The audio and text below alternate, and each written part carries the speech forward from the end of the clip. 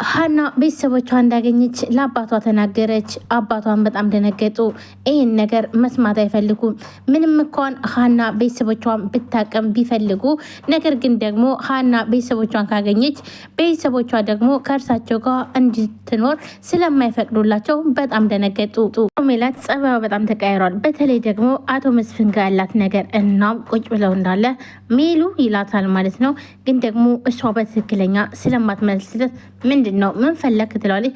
ይህም ቤት ግን በደንብ አይተሸዋል ብሎ ይጠይቃታል። ቱ ደግሞ ምን ሆነ ትላለች ትቆጣና አቶ መስፍን ልጆች ጋር አብሮ መኖር ይፈልጋል። ግን ደግሞ ወይዘሮ ሜላት ጸባዩ በጣም ከባድ ስለሆነ ቀስ አድርጎ ሊያሳምናት ይፈልጋል። እናም ቤቱ ደግሞ ምን ሆነ ስትለው ትንሽ የጠበበ አልመሰለሽም ይላታል።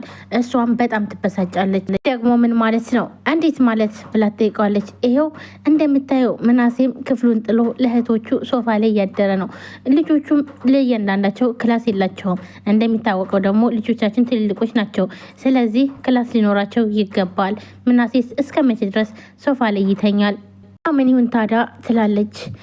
ሰላም ቢሆን እኮ ያው አንድ ላይ ያድሮ አይፈቀድም ይላታል። እና ታዲያ ምን ማለት ፈልገ ነው ትላለች። በጣም ትበሳጭና ሜሉ እነዚህ ልጆች የራሳቸው የሆነ ምስጢር ሊኖራቸው ይችላል። ስለዚህ ደግሞ የራሳቸው የሆነ ክላስም ሊኖራቸው ይገባል ብሎ ይጠይቃታል። ወይዘሮ ሜላትም በጣም ትበሳጭና ምንድነው የምታወራው? አገሩ ሙሉ ከመሽከርከር ለምንድን ነው የፈለግከውን ነገር በግልጽ የማትናገረው ብላ ጠይቀዋለች። እሺ ይሁን እና ታዲያ ለምንድን ነው ቤት አንቀይርም ይላታል። ወይዘሮ ሜላትም በጣም ትበሳጭበታለች። ይሄ ደግሞ ምን ማለት ነው? ምን ማለት ነው? ለምንድን ነው የምንቀይረው ትለዋለች። በመጀመሪያ ይሄን ቤት እንሽጥ፣ ከዛም በኋላ ደግሞ ተለቅ ያለ ቤት እንግዛ ይላታል። አይሆንም ካልሽም ይሄን ቤት እናከራይና ሌላ ቤት እንግዛ ሲላትኝ፣ ኧረ እባክህ ቀልደኛ ነህ እንዴ? እየቀለድክ ነው ትለዋለች። እየቀለድኩ አይደለም እኔ እውነቴን ነው ያወራሁሽ ያለሁት ይላታል። ሜላትም ብስጭት ትልና ቆይ ግን ከኔ ጋር ለመኖር አስበህ እንዳይሆን ብቻ የመጣኸው ትላለች። አዎ ምን ችግር አለው? የልጆች እናት እኮ ነሽ። ይሄ ደግሞ የሚገርም ነገር አይደለም ይላታል። ወይዘሮ ሜላትም ይሄን እንደሚላት በደንብ ጠንቃ ታውቅ ነበር። ይሄንና ያንተ ህልዋ ያለቀው ያኔ አገር ለቀ ስትሄድ ነው። እናም ሜሉ ምን እያልሽ ነው? በፍጹም አይሆንም ብላ ወይዘሮ ሜላትም ድርቅ ትላለች። እንደ ሌሎች ሰዎች ልጅሽ ለጠንቋይ ገብረሻል ስትለኝ ነበረ።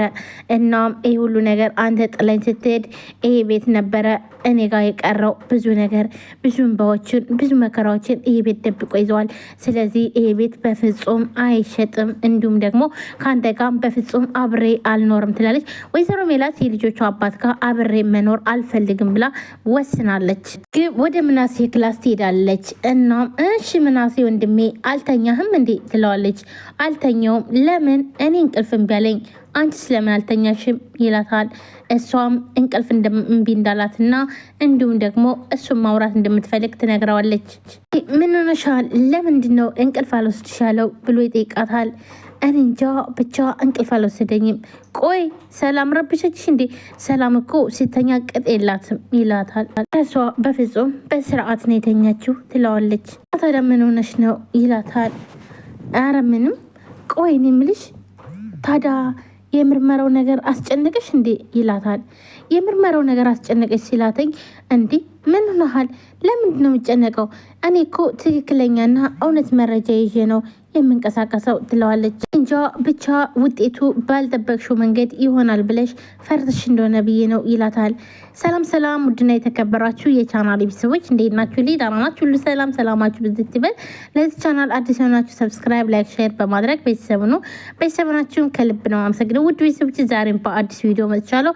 ኖላዊ ቀጣይ ክፍል ይዤላችሁ መጥቻለሁ። ሁላችንም በጉጉት ስንጠብቀው የነበረው የዲኤንኤን ውጤት ዛሬ ማታ ይለቀቃል ማለት ነው። ሁላችሁ የምትለመደው ሰዓት እንድትጠብቁን እያልኩኝ ዛሬ ግን ደግሞ በክፍል 46 ላይ አንዳንድ ነገር ልበላችሁ ማለት ነው።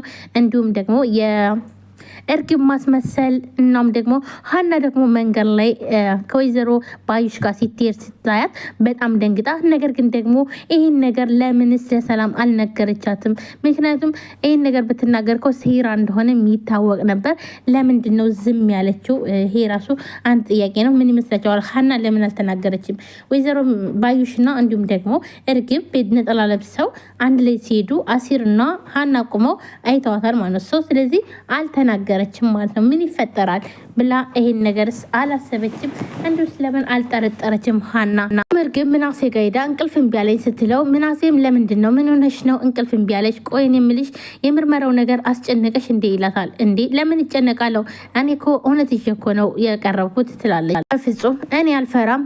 ምን እኔ እኮ እንደ ሀና የዋሸሁት ነገር የለም።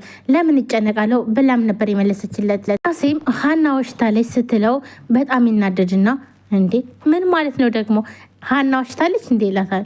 እናም ሀና ውሸታም እንዳልሆነች እና እንዲሁም ጥሩ ልጅ እንዲሁም ደግሞ በውሸት ምንም አይነት ነገር እንኳን እንደማታወራ ስለሚያውቃትኝ እርግብን ደግሞ ለምንድን ነው ሀና ዋሽታለች ወይ ብሎ ይጠይቃታል። እርግብም እንግዲህ ከሁለታችን አንዳችን ዋሽተናል ማለት ነው ትለዋለች። ኦይ እንዴት ብሎ ምናሴም ይጠይቃታል። እርግብም እዩልህ ምናሴ እኔም ማሴት ነኝ ካልኩኝ ሀና ማሴት ነኝ ካለች አንዳችን የዋሸን አልመሰለም ትለዋለች።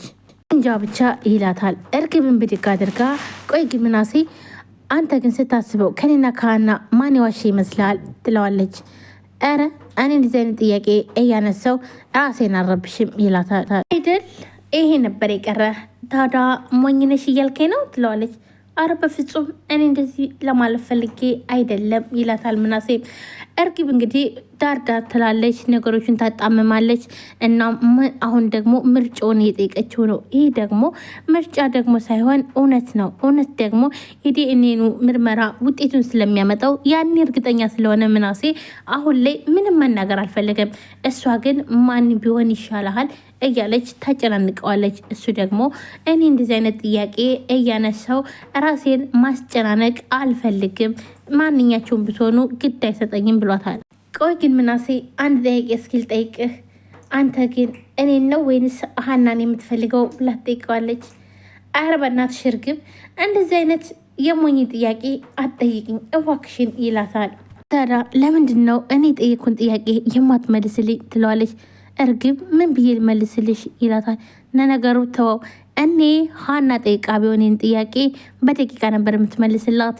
እኔን ግን ስለማትፈልገኝና ስለማትወደኝ ይሄው እምልህን ነገር አሰማኝም ትለዋለች። ግብም በጣም ተናዳ ምናሴ ክላስ ትወጣለች።